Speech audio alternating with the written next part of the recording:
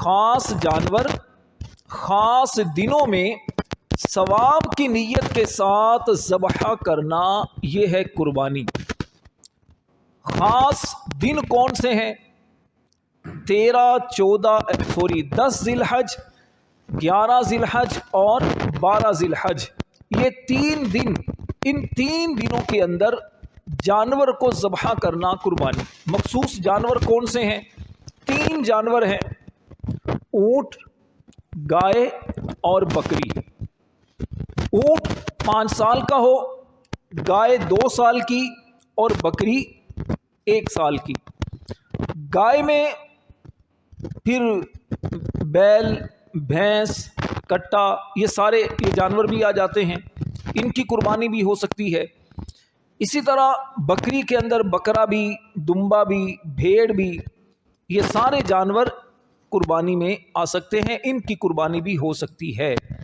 ہاں، اگر ایسا دمبا ہے یا بھیڑ کا بچہ ہے جو 6 مہینے کا، 8 مہینے کا، 9 مہینے کا ہے، دیکھنے میں سال کا لگتا ہے، تو اس جانور کی قربانی بھی ہو سکتی ہے۔ لیکن اس کا فیصلہ کون کرے گا کہ یہ 6 مہینے کا، 8 مہینے کا ہے، دیکھنے میں سال کا لگتا ہے؟ ہر ایرا گیرا نہیں فیصلہ کرے گا، بلکہ اس کا فیصلہ یقیناً تجربہ کار شخص ہی کرے گا۔ گاؤں دیہات میں رہنے والا ہوگا، یا پھر جو جانور پالنے والا ہوگا، یا قصاب جو ہوتے ہیں، کسائی، یہ سمجھتے ہیں چیزوں کو، تو وہ اس کا فیصلہ ہے۔ لیکن عموماً ہوتا کیا ہے کہ ابھی جیسے جانوروں کی خریداری ہو رہی ہے، تو جانور بیچنے ہر طرح کے لوگ ہوتے ہیں۔ ان میں سے شاید وہ افراد ہوتے ہیں جنہوں نے خود جانور نہیں ہوتا، بلکہ کسی اور سے خریدا ہوتا ہے۔ تو اس طرح کے جو لوگ ہیں، یہ اگر آپ کو کہتے ہیں کہ اس جانور کے 2 دانت اگرچہ نہیں ہیں، لیکن اس کی عمر پوری ہے، یہ 2 سال کا ہو چکا ہے، بڑا جانور ہے، یا بکرا یا بکری یا اس طرح کے جو جانور ہیں، نہیں 1 سال کا ہو چکا ہے، بھلے دانت نہیں ہیں، تو دیکھیں شرعی مسئلہ تو یہ ہے کہ 2 دانت کا ہونا یہ ضروری نہیں ہے۔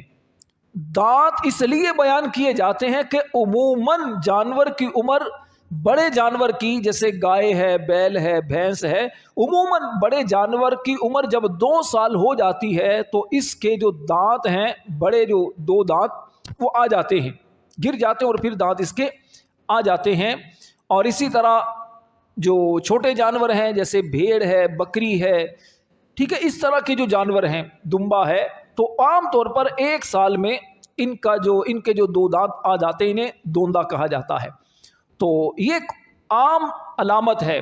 لیکن آپ نے گھر کے اندر جانور پالا ہے، یا آپ کا کوئی دوست ہے، آپ کا کوئی رشتہ دار ہے، اس نے گھر کے اندر جانور پالا ہے، اور وہ آپ کو کہتا ہے جناب یہ اس جانور کو میرے پاس 2 سال ہو چکے ہیں، تو اب اس کی بات پر اعتبار کیا جا سکتا ہے۔ لیکن عام طور پر جس طرح میں نے کہا، جانور جو بیچنے والے ہوتے ہیں، یہ صرف جانور بیچنا چاہتے ہیں، بیچنے کے لیے جھوٹ موٹ کی بہت ساری چیزیں کرنا شروع کر دیتے ہیں۔ بعض اوقات بکری کے اوپر دمبے کی کھال ایلفی چیز چپکا دیتے ہیں، بعض اوقات دم کٹی ہوگی، ایک کی دم آدھی کٹی ہوگی، دوسرے پر دم چپکا دیتے ہیں۔ رات کا وقت ہوتا ہے، عموماً پتہ نہیں چلتا، اور لوگ اس طرح جانور کی خریداریاں کر لیتے ہیں۔ بعض اوقات جانوروں کے کان اتنے زیادہ کٹے ہوتے ہیں، سینگ ٹوٹے ہوتے ہیں، تو اب اس میں کچھ چیزیں تو وہ ہیں جس کی وجہ سے قربانی نہیں ہوتی، لیکن کچھ چیزیں وہ ہیں جس کی وجہ سے قربانی ہو جاتی ہے۔ لوگوں کو علم نہیں ہوتا، جس کی وجہ سے وہ پریشان ہوتے ہیں کہ شاید قربانی ہوگی یا نہیں ہوگی۔ میں پہلے ان چیزوں کے بارے میں آپ کو بیان کر دیتا ہوں، لیکن اس سے پہلے یہ سمجھ لیجئے کہ قربانی کرنا یہ حضرت ابراہیم علیہ السلام کی سنت ہے، اور اس امت میں اس سنت کو باقی رکھا گیا ہے۔ نبی کریم علیہ السلام کی امت کے وہ افراد جو مالک نصاب ہیں، یعنی 52.5 تولہ چاندی کی رقم کا اگر کوئی شخص مالک ہے، یا کسی بندے کے پاس 52.5 تولہ چاندی ہے، یا 7.5 تولہ سونا ہے، ٹھیک ہے، تو اب اتنا نصاب اگر اس کے پاس ہے تو اس پر قربانی واجب ہو جاتی ہے۔ اب مختلف ایسا بھی ہو سکتا ہے 1 تولہ سونا ہے، کچھ کیش ہے، کچھ چاندی ہے، مل کر آپ نے دیکھا تو 52.5 تولہ چاندی کی رقم سے زائد اس کی رقم بن رہی ہے، تو اس صورت میں بھی قربانی واجب ہوگی۔ اب کتنی رقم بنتی ہے؟ آج 23 جون 2023 جمعہ کا دن، آج کی جو میں نے معلومات لی ہے اس کے مطابق کم و بیش 1,42,000 شاید 65 روپے یا 60 روپے یہ قیمت آج کی بنتی ہے نصاب کی۔ یعنی اس کا مطلب یہ ہوا کہ اگر آپ کے پاس 1,00,000 کم و بیش 42,000 روپے گھر میں رکھے ہیں یا آپ کے بینک میں ہیں تو آپ پر قربانی واجب ہے۔ لیکن اگلی بات یہ کب آپ کے پاس رقم ہونا ضروری ہے؟ ابھی آپ کے پاس مثلا 10 لاکھ ہے، لیکن جیسے ہی قربانی کے دن آئے 10، 11 اور 12 ذی الحج یہ 3 دن ہوتے ہیں، ان 3 دنوں میں آپ کے پاس رقم نہیں ہے یا نصاب جتنی رقم نہیں ہے تو آپ پر قربانی واجب نہیں ہے۔ یہ قربانی واجب اس صورت میں آپ پر ہوگی کہ جس صورت میں ان 3 دنوں کے اندر 10 ذی الحج کی صبح صادق سے لے کر 12 ذی الحج کے غروب آفتاب سے پہلے اگر آپ اتنی رقم کے 1,00,000 کم و بیش 42,000 کے مالک ہوتے ہیں تو آپ پر قربانی واجب ہے۔ اب اگلی بات، آپ پر قربانی واجب تھی پچھلے سالوں میں لیکن آپ نے قربانی نہیں کی، اب آپ چاہتے ہیں کہ میں قربانی کروں تو کیا کیا جائے؟ تو دیکھیے مسئلہ یہ ہے کہ پچھلے سال کی قربانی اس سال نہیں ہو سکتی۔ اب آپ پر ضروری یہ ہے کہ آپ پچھلے سال کی قربانی اگر کرنا چاہتے ہیں تو قربانی تو نہیں ہو سکتی، ہاں ایک بکری کی قیمت جو ہے وہ آپ کو صدقہ کرنا ہوگی۔ نارمل بکری یا بکرا دیکھ لیں کتنے تک کا آتا ہے، کیسا؟ جو 1 سال کی عمر تک کا ہو، 15، 20,000، 30,000، 25,000 تک کا عموماً آ جاتا ہے بکرا، تو یہ دیکھ لیا جائے تو اتنی قیمت صدقہ کرنا ہوگی۔ پچھلے سال کی قربانی اس سال نہیں ہو سکتی۔ دوسری بات، آپ جانور کی خریداری اگر کرنے جاتے ہیں تو اس میں چند باتوں کا خیال ضرور رکھیں۔ پہلی بات تو یہ ہے کہ آپ جانور کی خریداری کرنے گئے اور آپ نے دیکھا کہ جانور میں اس کا سینگ اگر ٹوٹا ہوا ہے، سینگ جانور کا ٹوٹا ہوا ہے، یا پھر جانور کی دم کٹی ہوئی ہے، یا آپ نے دیکھا کہ جانور کی جو کان ہیں، جانور کے کان وہ کٹے ہوئے ہیں، تو اس میں آپ نے کن باتوں کو پیش نظر رکھنا ہے یہ توجہ سے سن لیجئے۔ دیکھیں سب سے پہلی بات تو یہ ہے کہ قربانی کے جانور کا عیب سے خالی ہونا ضروری ہے، کوئی بھی عیب نہ ہو جانور کے اندر، نہ ہی کسی قسم کی بیماری ہو، نہ ہی اس کا کان کٹا ہو، نہ سینگ ٹوٹا ہوا ہو، اس طرح کا کوئی عیب نہ ہو۔ افضل یہ ہے، افضل جانور وہ ہوتا ہے جو قیمت کے اعتبار سے بھی اعلیٰ ہو، موٹا تازہ جانور ہو، خوبصورت جانور اللہ کے راستے میں پیش کرنا یہ زیادہ افضل ہے، زیادہ فضیلت ہے۔ لیکن تھوڑا بہت اگر جانور کے اندر عیب ہے تو اس کی وجہ سے قربانی ہو جاتی ہے لیکن مکروہ ہوتی ہے۔ اب اگر جس جانور کے پیدائشی سینگ ہی نہ ہو تو ایسے جانور کی قربانی ہو جائے گی، لیکن اگر جانور کے سینگ تھے اور ٹوٹ گئے تو اب اگر جانور کے جو سینگ ہیں وہ جڑ سے ٹوٹے، جڑ سے جانور کے سینگ ٹوٹے تو ایسی صورت میں اس جانور کی قربانی ناجائز ہے۔ لیکن اگر تھوڑا سا ٹوٹا ہے، تھوڑا سا سینگ ٹوٹ جاتا ہے، یا بعض اوقات یہ اوپر سے تھوڑا سا خود کاٹ دیتے ہیں یا گھسائی کرتے ہیں، جانور کے سینگ خوبصورت دیکھنے میں لگتے ہیں، تو ایسے جانور کی قربانی بالکل ہو جائے گی، اس میں کوئی مسئلہ نہیں۔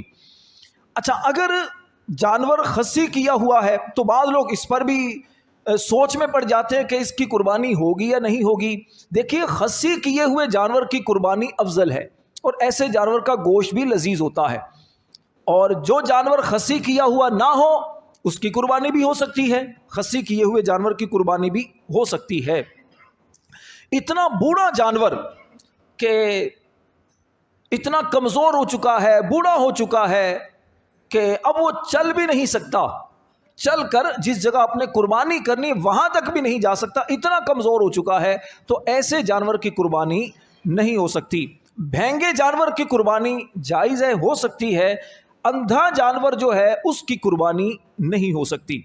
اچھا، اگر کانا ہے، جانور کانا ہے اور اس کا کانا پن نظر آتا ہے تو ایسے جانور کی قربانی بھی نہیں ہو سکتی۔ جس جانور کے کان یا دم یا چکی اگر کٹا ہوا ہے تو اس میں تفصیل سن لیں. کان، دم، چکی، تین چیزیں ہیں. اگر یہ تینوں چیزیں 1/3 1/3 سے زیادہ کٹا ہوا ہے تو پھر قربانی نہیں ہوگی. کان ہے، دم ہے، چکی ہے، 1/3 سے اگر زیادہ کٹا ہوا ہے تو قربانی نہیں ہوگی. اگر 1/3 کٹا ہے، 1/3 حصہ کٹا ہوا ہے، یا 1/3 سے کم حصہ کٹا ہے، یا تھوڑا سا کاٹا ہوا ہے تو اس سے قربانی ہو جاتی ہے. اس میں کوئی مذائقہ نہیں. بعض اوقات ہوتا کیا ہے کہ اپنے جانور کی نشانی لگانے کے لیے جو لوگ جو ہوتے ہیں وہ تھوڑے تھوڑے جانوروں کے کان کو کاٹ دیتے ہیں، یا کانوں میں سوراخ کر دیتے ہیں، یا جانوروں کو خوبصورت کرنے کے لیے وہ تھوڑی سی گھسائی کر دیتے ہیں، یا دم نیچے سے تھوڑی سی کاٹ دیتے ہیں. تو اس سے قربانی پر کوئی فرق نہیں پڑتا، قربانی بالکل ہو جائے گی. لیکن یہ خیال کرنا ضروری ہے کہ جب آپ جانور کو خریدیں تو یہ دیکھ لیں، ایسا نہ ہو وہ آپ کو کہ جناب تھوڑی سی دم کٹی ہے، لیکن آپ نے جب حساب کیا، ناپنا شروع کیا تو پتا چلا دم تو آدھی سے زیادہ کٹی ہوئی ہے. تو ایسی صورت میں قربانی جانور کی نہیں ہوگی. اچھا جی، اسی طرح اب اگر آپ نے دیکھا کہ جس جانور کے دانت نہ ہوں، یا جس کے تھن کٹے ہوئے ہوں، یا تھن خشک ہو چکے ہوں، تو ایسے جانور کی قربانی جائز نہیں ہے. اس میں تھوڑی سی تفصیل ہے. جانور کے دانت نہیں ہیں تو اب اس میں دیکھا آپ نے کہ عمر جانور کی پوری ہے، دانت نہیں ہیں، تو دیکھیے اگر تو جانور کے دانت نہیں ہے، مثلا وہ گھاس کھانے کی صلاحیت بھی نہیں رکھتا، دانت بھی نہیں، گھاس بھی نہیں کھا سکتا، تو اب اس کی قربانی نہیں ہوگی. لیکن اگر گھاس کھانے کی صلاحیت ہے، اگرچہ دانت نہیں، لیکن جانور بغیر کسی مجبوری کے یا بغیر یوں سمجھے کہ تکلیف کے وہ آسانی کے ساتھ گھاس وغیرہ کھا سکتا ہے، تو پھر اس جانور کی قربانی ہو جائے گی. تھن کٹے ہوں یا تھن خشک ہو چکے ہوں تو ایسی صورت میں قربانی نہ ہونے کی صورت کیا ہوگی کہ اگر جیسے بکری ہے، اس کے 2 تھن ہوتے ہیں، ٹھیک ہے، بکری ہے، بھیڑ ہے، تو اب اس کا اگر ایک تھن خشک ہو چکا ہے یا ایک تھن کٹ چکا ہے تو اس کی قربانی نہیں ہوگی. اچھا، جس جانور کے 4 تھن ہوتے ہیں، جیسے گائے ہے، بیل ہے، بھینس ہے، تو اس کا اگر 4 تھنوں میں سے 3 تھن خشک ہو چکے ہیں یا کٹ چکے ہیں، یعنی اکثر، تو پھر ایسی صورت میں اس کی قربانی بھی نہیں ہوگی. اچھا، بھیڑ ہے یا دمبا ہے، ان کی اون بعض اوقات کاٹ لی جاتی ہے، خوبصورتی کے لیے بعض اوقات کاٹا جاتا ہے، اور بعض اوقات اس کو نہلانے دھلانے کے لیے اس کی اون کو کاٹ لیا جاتا ہے، تو اس سے کوئی مسئلہ نہیں ہوتا، اس سے قربانی جانور کی بالکل ہو جائے گی. جانور کا اگر ایک پاؤں کاٹ لیا گیا ہو تو اس کی قربانی بھی جائز نہیں ہے، کیونکہ ایک عیب ہے.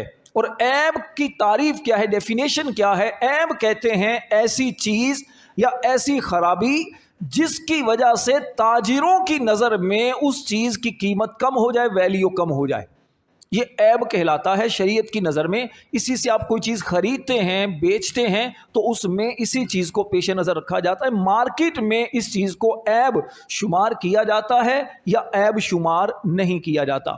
تو اب جانور کا اگر کان کٹا ہو یا جانور کی اگر دم کٹی ہو تو اس کی میں نے تفصیل آپ کو بیان کر دی، لیکن پاؤں کٹا ہوا ہو تو یہ واضح طور پر ایک عیب ہے جانور کے اندر، اس سے قربانی جانور کی نہیں ہوگی. اچھا، بعض اوقات ہوتا یہ ہے کہ ہم جانور کو دیکھ بھال کر خریدتے ہیں، لیکن بعد میں اس جانور کے اندر عیب پیدا ہو جاتا ہے، تو اس کی تھوڑی سی تفصیل سمجھ لیجئے.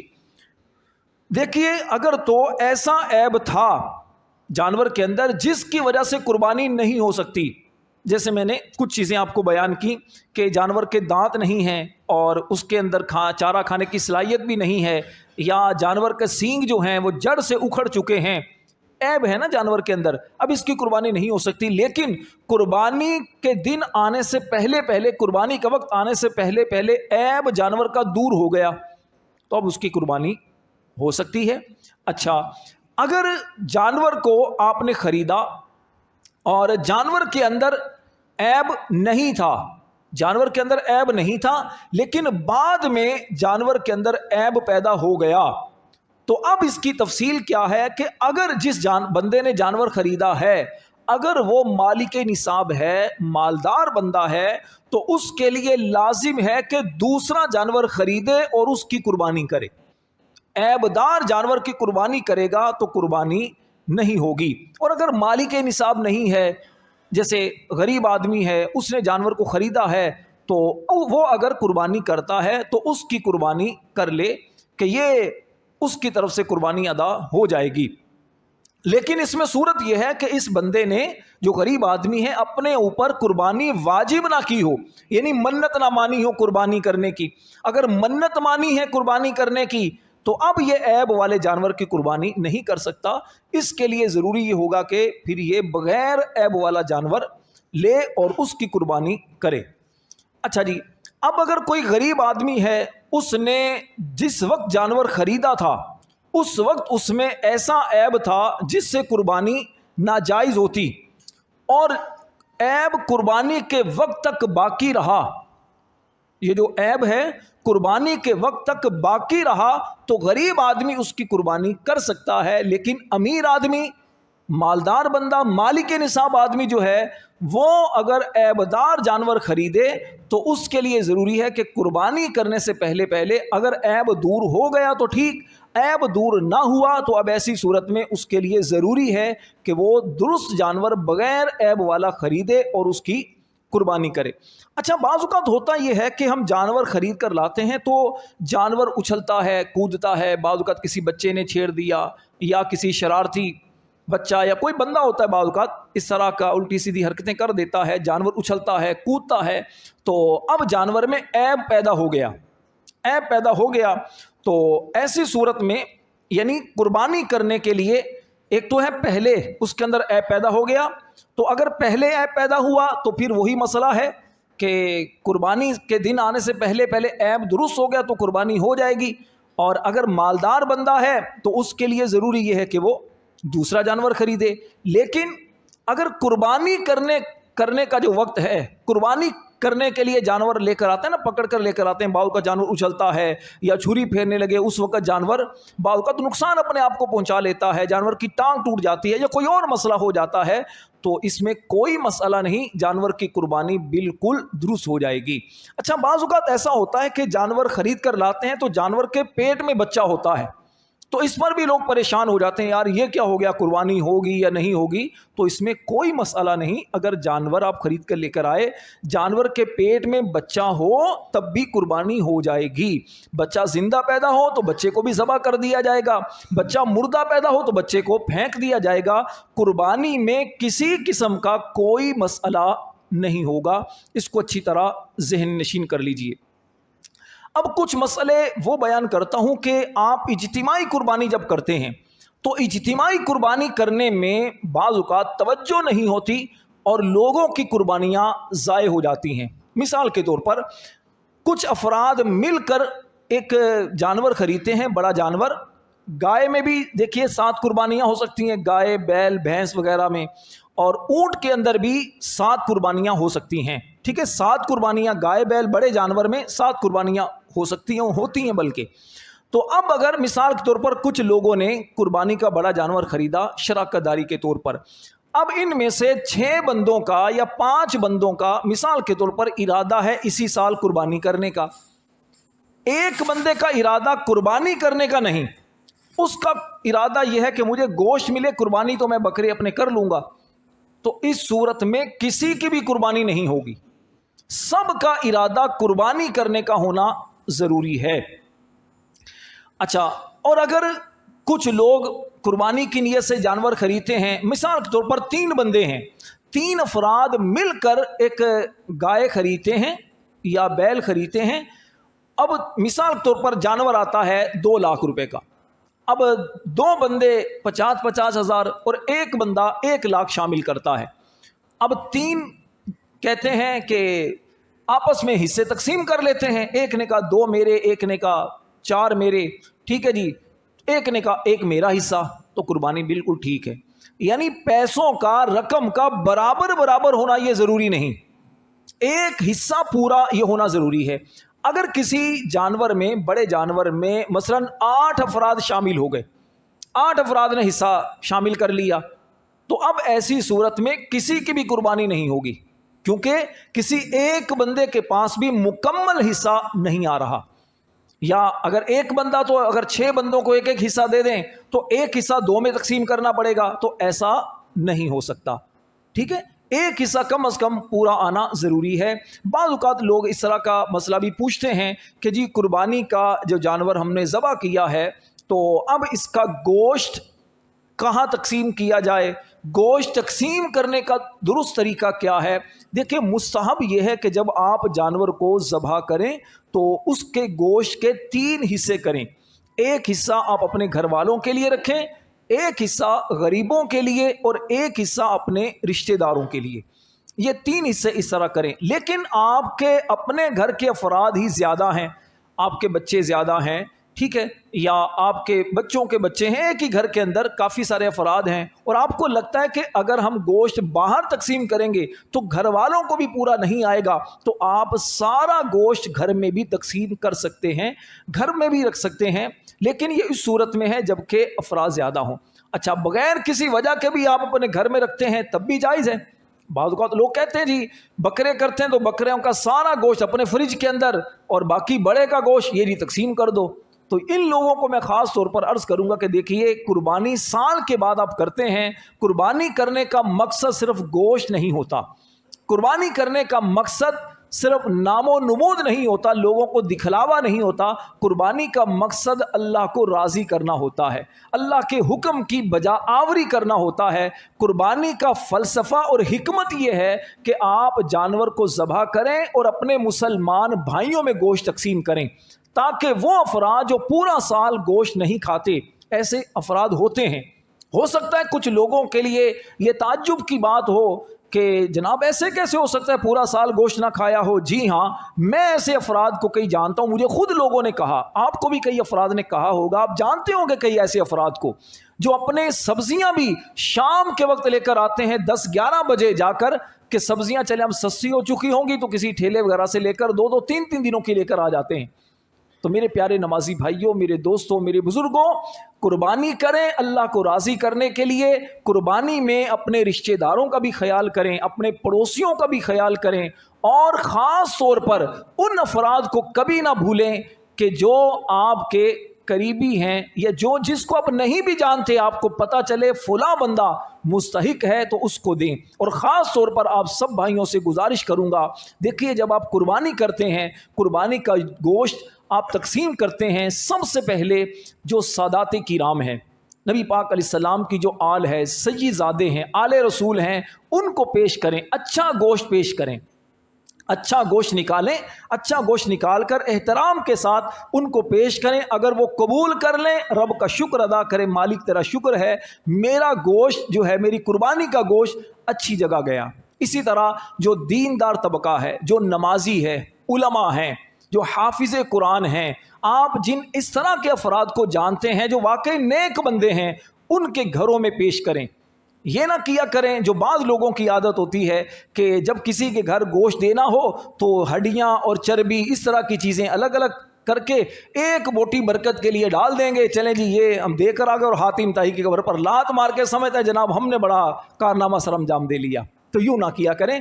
قربانی کا گوشت جب تقسیم ہو 3 حصوں میں کریں، قریب کھڑے ہی نہ ہوں. اگر آپ کا دل چھوٹا ہو، تنگی آتی ہو، دل کے اندر نہ کھڑے ہوں، قصاب سے بول دیں، گھر والوں کو بول دیں بھی 3 حصے کر دو، جو حصہ ہمارے حصے میں آتا ہے نا وہ سائڈ پہ کر دو، اور اللہ سے دعا کریں اللہ مجھے دینے والا بنائے. کھڑے ہوں، عمدہ قسم کا جو گوشت ہے وہ تقسیم کریں، گھر میں جتنی ضرورت کا ہے وہ رکھیں.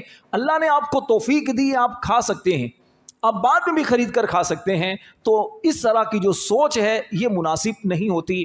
آخر میں آپ سب بھائیوں کو دعوت دوں گا، الحمدللہ تبلیغ قرآن و سنت کی عالمگیر غیر سیاسی تحریک دعوت اسلامی یہ آپ بھائیوں کے سامنے ہے. دعوت اسلامی کی دینی خدمات دنیا بھر میں آپ حضرات دیکھتے ہیں، سوشل میڈیا کے ذریعے بھی، اور اس طرح مدارس، مساجد اور سینکڑوں دعوت اسلامی کے جو ادارے ہیں وہ آپ بھائیوں کے سامنے ہیں. اپنی قربانی کی کھالیں جو ہیں کوشش کیجیے گا دعوت اسلامی کو دیجیے گا، رضاکارانہ طور پر خود کھال پیش کریں، ورنہ مختلف جگہوں پر آپ کو اسلامی بھائی نظر آئیں گے، آپ ان سے رابطہ کر کے اپنی قربانی کی کھالیں پیش کر سکتے ہیں. ہماری محمدی مسجد موسیٰ لین میں بھی اسلامی بھائی موجود ہوتے ہیں, آپ ان سے بھی رابطہ کر سکتے ہیں, اور یا یہاں پر خود بھی اپنی قربانی کی جو کھال ہے پیش کر سکتے ہیں. انشاءاللہ دین کی تبلیغ کے اندر, دین میں معاونت میں آپ کا بہترین حصہ ہوگا. اللہ تعالی ہم سب کی حاضری اپنی بارگاہ میں قبول فرمائے.